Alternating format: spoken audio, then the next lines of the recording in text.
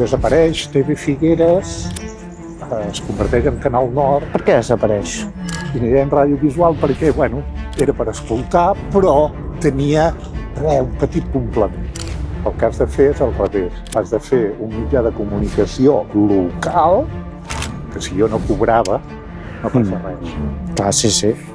Si he de pagar a gent, jo hi estic perdent.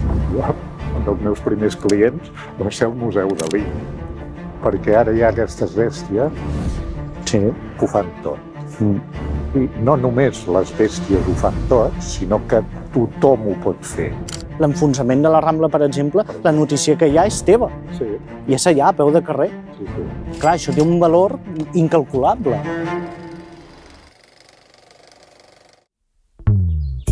Estem aquí, al Parc Bosc, a Figueres. I per què hem vingut aquí? Doncs per parlar amb en Carles Pujol, un dels periodistes més coneguts d'aquí Figueres. A més, repassarem la història de la ciutat les últimes dècades. Parlarem de les ràdios i diaris i televisions locals. Parlarem de la seva participació a l'acústica, parlarem de la seva feina com a DJ i també parlarem del seu gran projecte, Tramuntana TV. Aprendrem secrets de generacions i generacions de figuerencs i l'evolució de la ciutat i cap a on va. Si m'acompanyeu, anem a xerrar amb ell.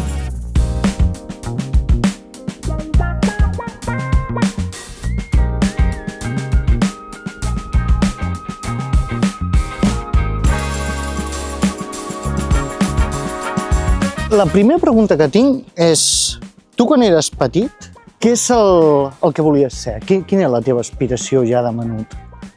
Home, jo de menut segur que no sabia què volia ser a la vida. Mai m'hauria pensat que em dedicaria al món de la comunicació. Jo de petit era un nen entremaliador i feia molt d'esport. És una cosa que he deixat amb els anys, des que vaig estudiar a Barcelona. Però la comunicació jo crec que m'entra com a oient de ràdio. Vale. Jo tenia un transistor molt petit, de color verd, que cabia a la mà i me'l posava a les nits. Quan m'anava a dormir i escoltava ràdio amb allò. Amb casco o sota el coixí? Amb l'altaveu que hi havia al costat de l'orella. I allà què escoltaves? Jo escoltava en aquella època, recordo de petit, Ràdio Popular de Figueres, i vaig començar a escoltar ràdio que jo tingui coneixement en Jordi Jordà, que feia un programa de ràdio especialitzat, i recordo molt especialment una cançó que em va despertar, que va ser Whatever You Want de Status Quo. I la música la vaig descobrir, entre l'altre, amb en Jordi Jordà, amb en Màrius.net, que feia un programa que es deia La ràdio tu i jo, i que els estudiants de la Salle d'aquella època l'envaïem de cartes demanant cançons. I potser vaig descobrir la meva necessitat de fer ràdio amb en Xavier Piera i Prat, Octopus i Mem, que feia un programa de ràdio, també Ràdio Popular de Figueres, que l'única que existia en aquell moment, i que feia un concurs de presentar cançons. I has comentat això, que tu vas anar a estudiar a Barcelona. Què vas anar a estudiar? Per estudiar Ciències de la Informació, vaig agafar la branca de Publicitat, però hi havia assignatures comunes entre periodisme i publicitat, que eren les dues branques. I al fer periodisme hi havia l'assignatura de ràdio. I l'assignatura de ràdio, de pràctiques, em sembla que em van fer 2 hores en tot un curs, i vaig a tocar el timbre. A Ràdio Popular de Figueres em va obrir el senyor mossèn Poni Bosch, el seu caliqueny a la boca, i vaig dir, avui estic estudiant, m'agradaria fer un programa. I em va deixar fer un programa els dissabtes al matí que es deia Rampla. O sigui, va ser gràcies a poder fer pràctiques a la ràdio, no a la universitat, que vaig descobrir que la meva vocació en aquell moment era aquesta. També em crida l'atenció perquè ara tenir informació de lo que vas a punxar és més o menys fàcil.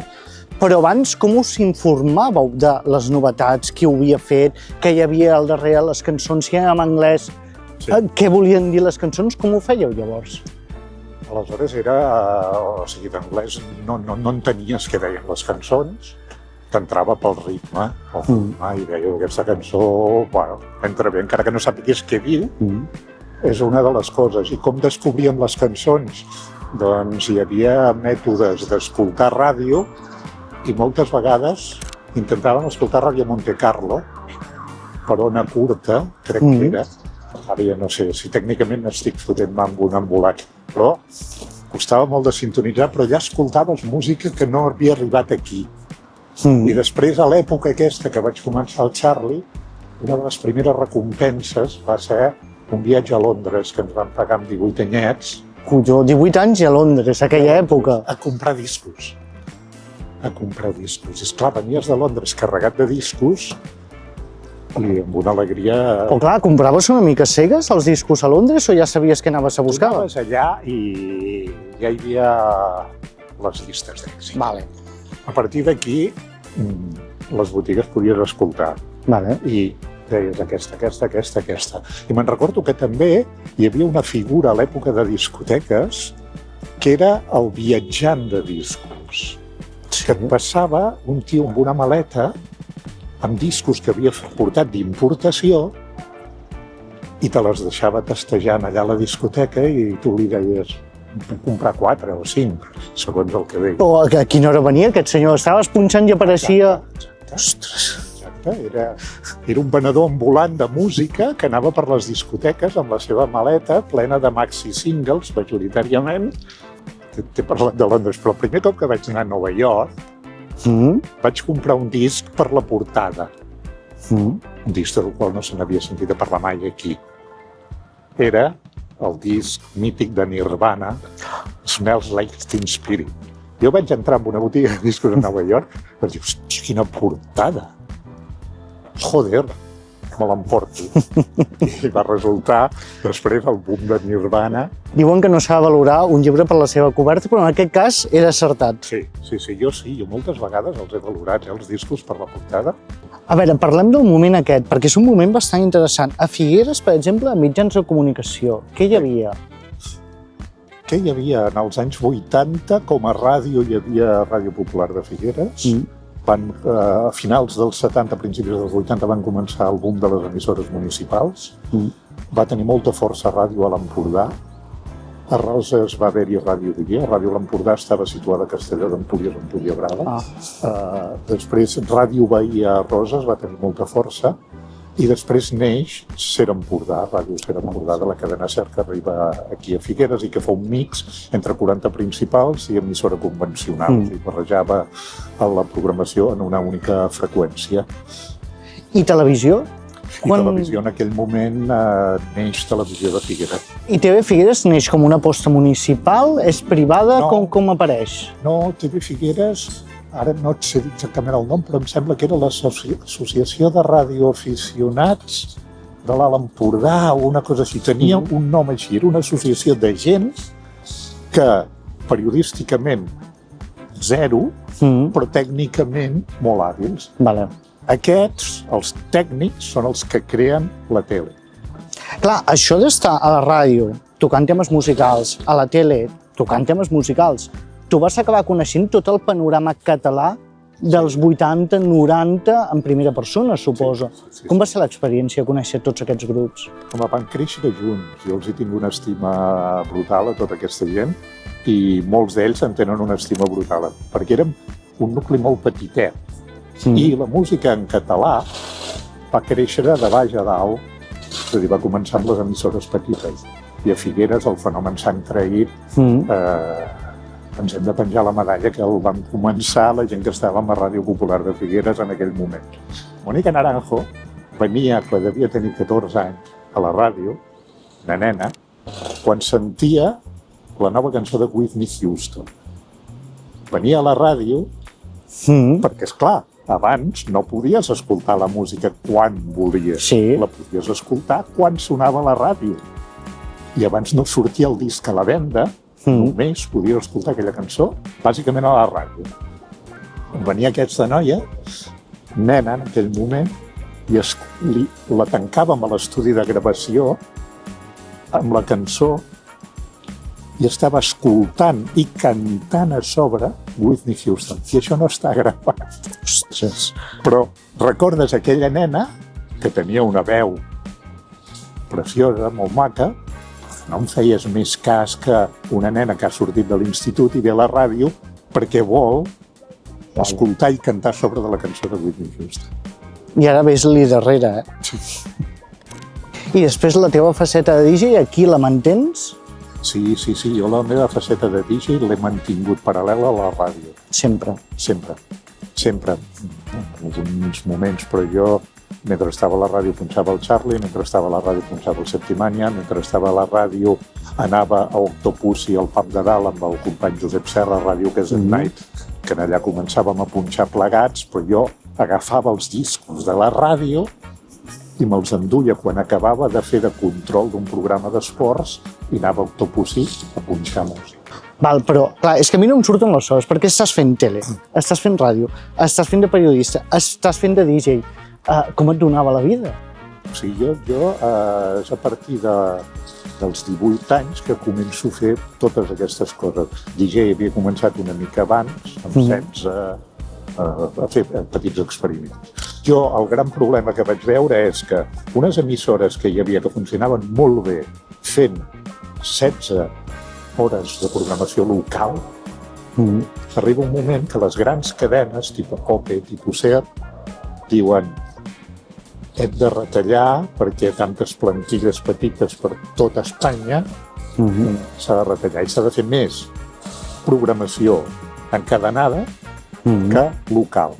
Per dos motius. Una, perquè tens un altaveu molt fort per difondre una programació única a nivell polític per les emissores convencionals i a nivell musical per les altres.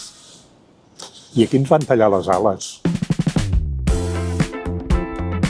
Doncs resulta que estem aquí, que comencen a desaparèixer les ràdios per imposició de les centrals i TV Figueres aguanta uns quants anys més, però tampoc gaire més. TV Figueres és una cosa que em va saber molt de greu el canvi, no? De TV Figueres, aquella TV Figueres voluntarista que feia de tot, que era per tot. Hi ha documents que deu tenir el grup Miquel guardadets i digitalitzats, però que algun dia suposo que se'ls farà valdre, que hi ha material increïble dels anys 90, 80-90 a la ciutat. Desapareix TV Figueres, es converteix en Canal Nord. Per què desapareix? Aquí jo ja no t'ho sé explicar perquè jo era un col·laborador, però un col·laborador entusiasta i que em va saber greu veure que moria TV Figueres, es convertia en Canal Nord, intentant donar un pas professional. Jo crec que el gran error de Canal Nord va ser el moment que diuen no volem ser una televisió local figuerenca, volem ser un canal cultural provincial. Sí. I aquí crec que va perdre tota la seva essència. I aquí apareix ja Tramuntana TV. Tramuntana TV, què sorgeix? La idea aquesta d'aprofitem un nou mitjà com és YouTube per tirar endavant una televisió local o com aquest? Hi ha una prèvia. Una prèvia que és un músic, Joan Cardoner, em diu he conegut una gent que estan fent una cosa per internet. I tu que es dediques a això ho hauries de veure, perquè a mi em sembla que està molt bé, però tu veuràs si hi ha possibilitats o no. No existia YouTube encara, no? I estaven penjant vídeos amb un servidor que es podien veure per internet. Vaig conèixer aquesta gent i vam començar fent amb ells un programa que n'hi deien de radiovisual, que era... Un podcast.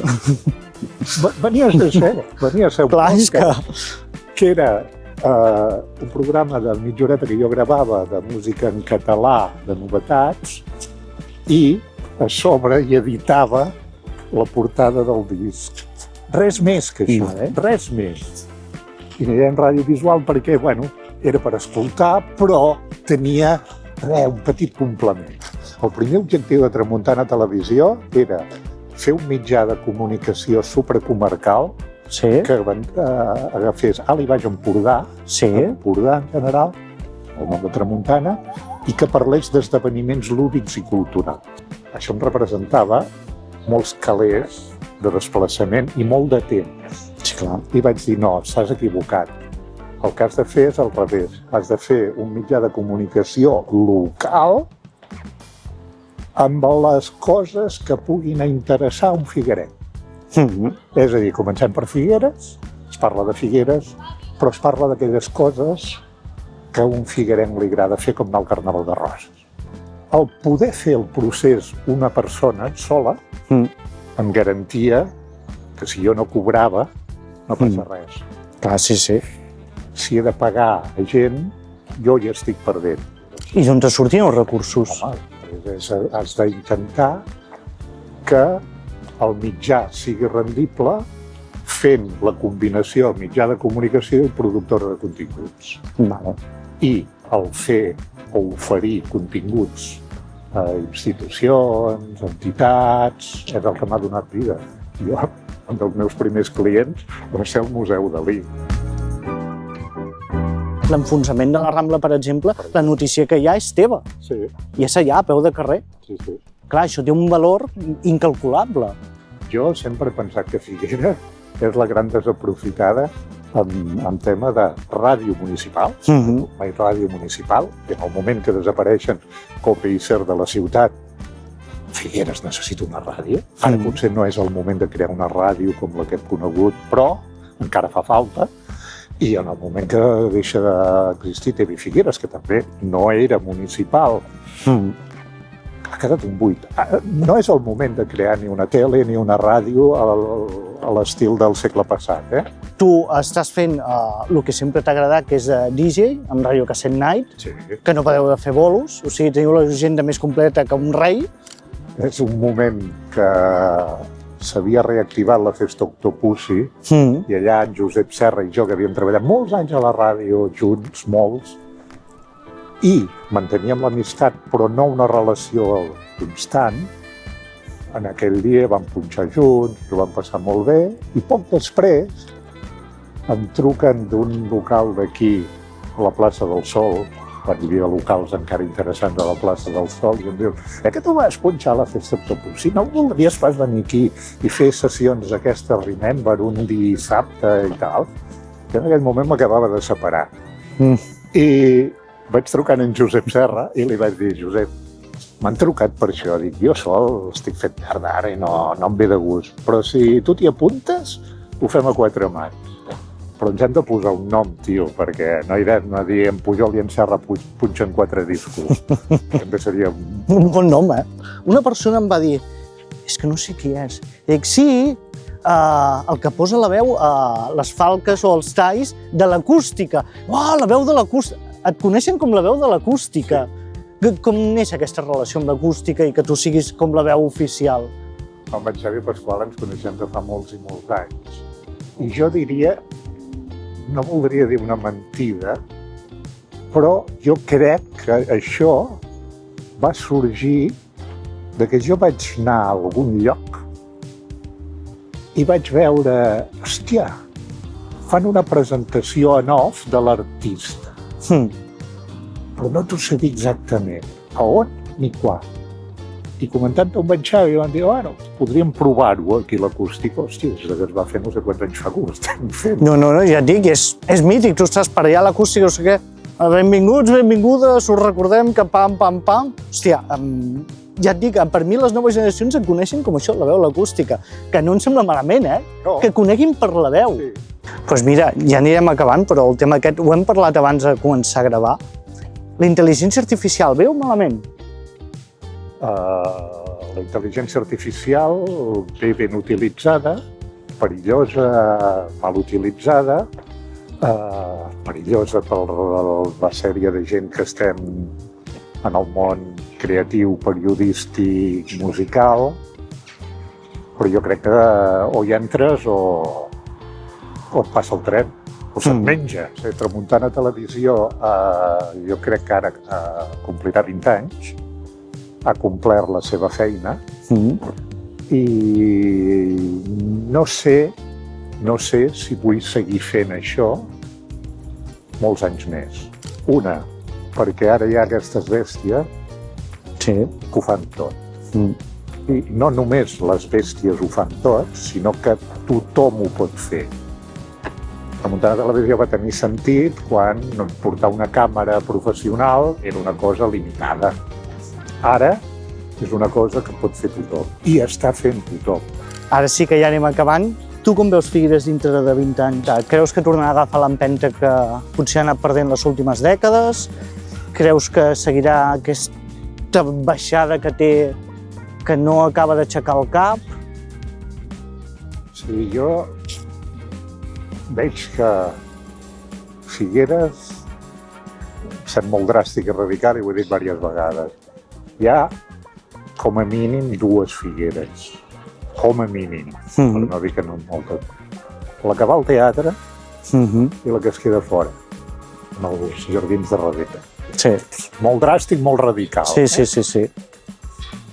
Figueres necessita cosir aquestes dues Figueres d'alguna manera i que les noves generacions de gent que ha vingut i ha triat Figueres per viure o ha nascut a Figueres amb arrels diferents formi part d'aquest teixit que jo crec que la cultura de Figueres només està pensada pel figuerenc de tota la vida, per entendre. Sent molt dràstic, No, sí. Matisos. Ho s'entén perfectament. Però que tenim la societat molt partida per dos, per no dir per tres, I d'aquí 20 anys és molt difícil, pensar 20 anys. És que no sé com transformar aquesta ciutat. S'estan fent coses i hi ha molta voluntat, però fa falta un pla. No sé si el ChatGPT ens crearia com serà Figueres d'aquí 20 anys, o com hauria de ser Figueres. Mira, acabarem així. Enllaçarem amb ChatGPT i li farem la pregunta: com serà Figueres d'aquí 20 anys? Carles, Encantat. gràcies.